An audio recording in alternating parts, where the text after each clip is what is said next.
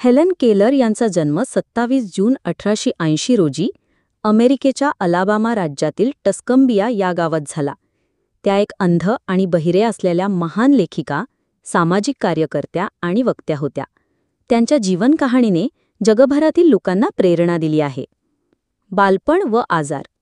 Helen Keller या फक्त 19 महिन्यांच्या असताना एका गंभीर तापामुळे अंध व बहिऱ्या झाल्या. त्यामुळे त्या बोलू शकत नव्हत्या आणि इतरांशी संवादही साधू शकत नव्हत्या. ॲनी सुलिवन या शिक्षिकेने हेलेनच्या जीवनात या शिक्षिकेने महत्त्वपूर्ण भूमिका बजावली. ॲनीने तिला स्पर्शाद्वारे अक्षरं ओळखायला शिकवलं. वॉटर म्हणजे पाणी हे हेलेननं शिकलेले पहिले शब्द होते. शिक्षण. हेलेन केलर या 1904 मध्ये रेडक्लिफ कॉलेजमधून पदवीधर झाल्या.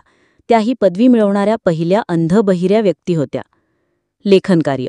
त्यांनी अनेक पुस्तके आणि लेख लिहिले. त्यांचं आत्मचरित्र the story of my life हे सर्वात प्रसिद्ध पुस्तक आहे. या पुस्तकात त्यांनी त्यांच्या संघर्षमय जीवनाचं आणि यशाचं वर्णन केलं आहे. सामाजिक कार्य.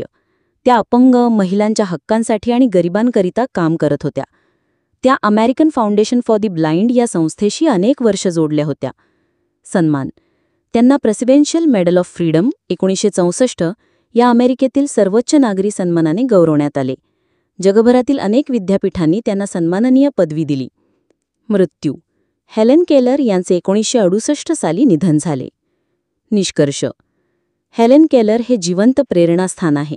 अंधत्व आणि बहिरेपण असूनही त्यांनी शिक्षण, लेखन आणि समाजसेवेचं अद्वितीय कार्य केलं.